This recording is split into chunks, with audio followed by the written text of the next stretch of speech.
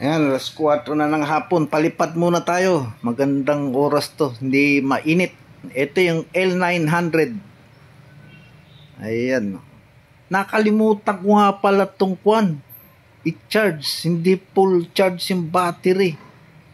Ayan. Ito yung ginagawa ko, yung circle. Ayan o. Magandang gawin yung circle ng L900. Kasi smooth ang ikot niya. Continuous o.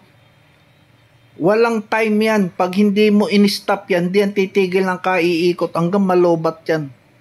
Ang ganda oh. O, tingnan yan. Continuous ang ikot niyan. Pag hindi mo pinigilan yan, di yan titigil. Ito, nag-aano na kasi yung battery. Kaya hininto ko muna. Yan, standby. Nakalimutan ko i-charge pala kagabi yung battery nito.